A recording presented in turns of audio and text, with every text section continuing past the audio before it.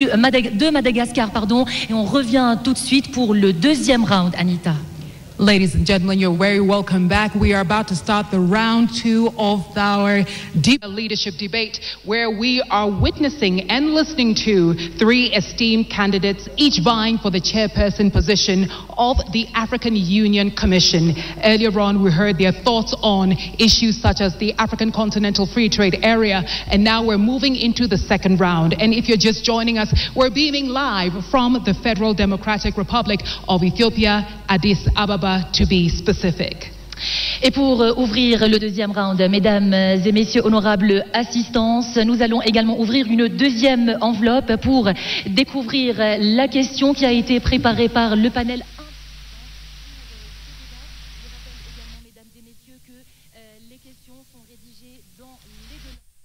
Dans les deux langues, la langue française, ensuite la langue anglaise. Alors, Excellence, chers candidats, votre question est la suivante. Malgré l'aspiration de l'Union africaine à faire taire les armes d'ici 2030, les conflits persistent. Comment comptez-vous favoriser des solutions africaines pour assurer une prévention, une gestion et une résolution efficace et durable des conflits? Et comment comptez-vous accélérer la poussée de l'Afrique vers un siège permanent au Conseil de sécurité des Nations Unies? Your question, dear candidates.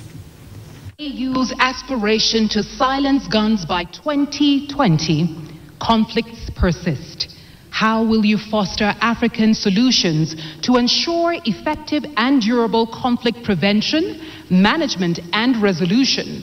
And how do you plan to accelerate Africa's push for a permanent seat on the United Nations Security Council? Ladies and gentlemen, our esteemed candidates, the first to answer this round of questions will be His Excellency Raila Amolo Odinga. You have 4 minutes, Your Excellency. Thank you very much. Well, silencing the guns on the continent. As you know that in 2013, the EU met and passed a resolution to silence the guns by 2020.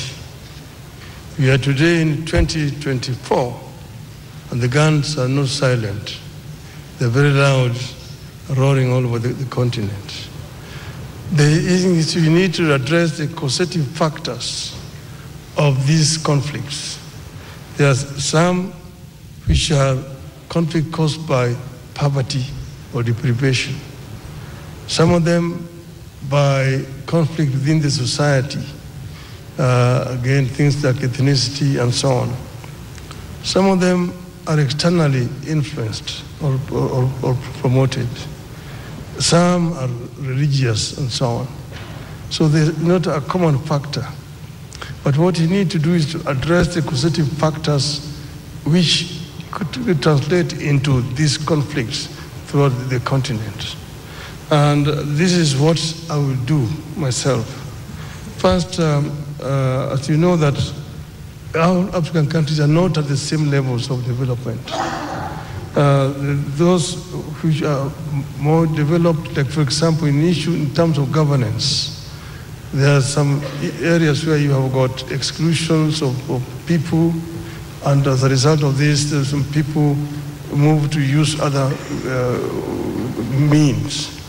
We need to find a way of creating an environment of dialogue within our societies so that we can be able to prevent these differences, conflict ending up into violent confrontation between the various groups. We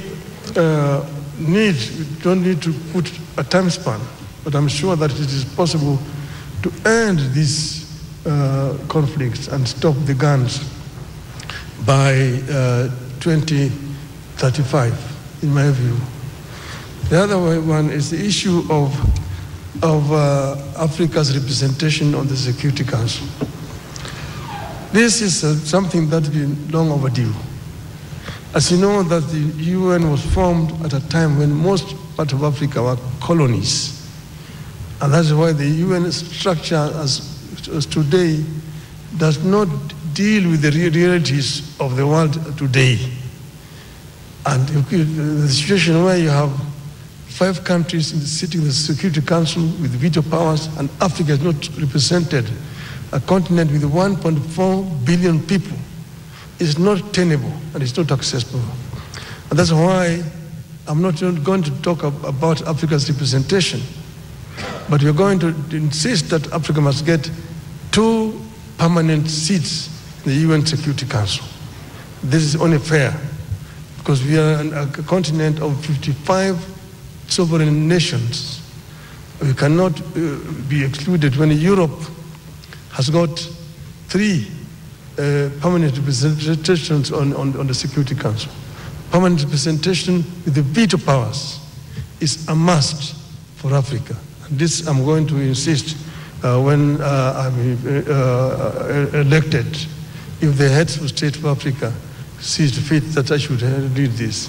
I will work together with all the leadership of the continent to ensure that the continent gets a fair treatment on the international scene. Thank you so much, Excellency. Candidate from Kenya. Et maintenant, mesdames et messieurs, la réponse de son Excellence, le candidat. His Excellency Mahmoud Ali Yusuf. Silencing the Guns is a flagship program, one of the 15 that our leaders have endorsed years ago. And then they put a number of mechanisms and structure around this flagship program so that peace becomes a reality on our continent. The first structure is the African Peace and Security Architecture. And then we have the strategy that we all know, Silencing the Guns. And to support this strategy, the African Union put in place a number of mechanisms. One of them is the Peace and Security Council. The other one is the Committee of Elders, the Committee of Chief of Staff. We have the Peace Fund, and we can rely on every kind of mechanism. So why is peace is not, let's say, a reality on the ground on our continent? There are a number of reasons. One of them is the political will of countries. We have to be outspoken and frank. We make decisions at the Peace and Security Council level. These decisions are not implemented. Our Peace and Security Council is not proactive. It is reacting to crises when they occur and happen. This has to change. And I'm sending a message to our member countries saying this has to change. The number 2 problem that we have to face is our standby forces. We have them on the papers. Of course, sometimes we can mobilize them, but they lack resources. We are still relying on foreign partnership for our resources. Let me give you is our standby forces. We have them on the papers. Of course, sometimes we can mobilize them, but they lack resources. We are still relying on foreign partnership for our resources. Let me give you an example. AMISOM. Since 2007, ATMIS has been financed by the European Union and the United Nations up to 2.7 billion euros. Now, financial resources are critical. Why should we have the money so that we can operate on crisis ground on the continent? Because without money, we cannot deploy our standby forces. Without money, even the committee of mediators cannot go and discuss with the stakeholders. They sometimes wait for the tickets, the per diems, days and days and days. It's very critical that the Peace Fund, in which we have $400 million, that the Commission and the PRC, get to the compromise situation where that money could be used for peace on the continent. So far, only the interest of the 400 millions are used. And I'm really shameful when I say, DRC have been given 1 million for peace, issues through this fund. And they have given to, another country 1.5 million. It has to change. We need the authority from the member countries so that we can use this money, the $400 million, to keep peace on our continent. There are so many other bottlenecks that needs to be handled very quickly. But money is one of them. The Peace and Security Council mission is the second problem. And then we have a third one. This one also has to be underlined very seriously. When a crisis happens, I give you the example of Somalia. I've been around for some time. I've been dealing with this problem for many years. When there is no unity of purpose between the countries around this country, neighboring countries, this country will never stand on its feet. That's what we are experiencing today in the Sudan. Hundreds of thousands of people have been killed, millions displaced. Neighboring countries are still fighting on the Sudan, and the African Union and IGAD are watching.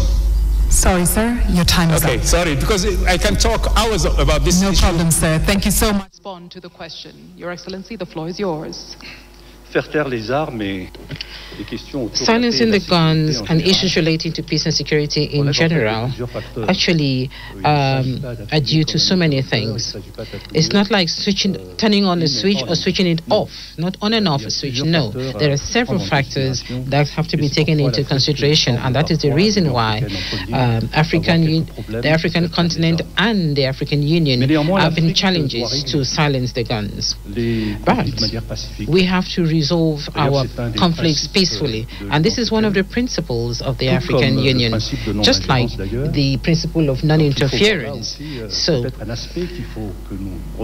this is an aspect that we all have to actually look at. When exactly do we talk about non-interference, non-indifference, and how do we use them to silence the guns? But that is the situation in which we find ourselves in. And if I am chosen by the heads of state and government as chairperson of the Commission, I will make sure that the African Union Commission would actually work towards resolving our conflicts peacefully, because we have that in the Constitutive Act of Africa, of the African Union. So we have the Peace and Security Council, we have the Peace Architecture of the African Union, but we also have the United Nations Security Council. And then bilaterally, we've got efforts that are underway, and we've heard about progress in some areas, in some regions where we have long-standing conflicts. And then we also have the opportunity of ensuring that there is solidarity with the United Nations, the African Union and the United Nations. This is a framework that will actually enable us to sit down with the international community and talk about crisis in Africa. Why should we only talk about the crisis in Ukraine? Why not talk about the crisis in Sudan and crisis in other African countries? So we are talking about financing peace missions, but there is also a program that actually wants to see the program of the United Nations, that is the SDGs, aligned with Agenda 2063. And then we also have the 10-year plan of our public institutions in charge of working at a national level, but we are talking about the justice systems in our respective countries.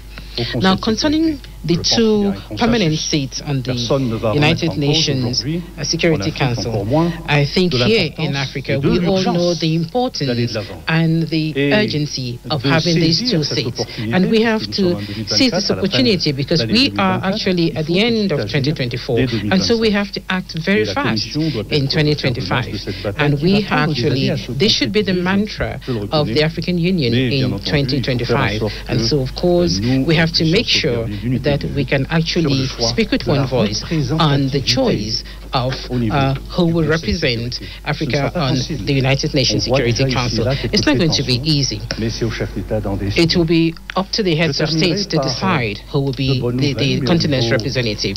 And I will conclude to say that, like this morning, I read in the newspapers the issue, the problem between Ethiopia and Somalia, and this was being resolved by Turkey. The mediator is Turkey.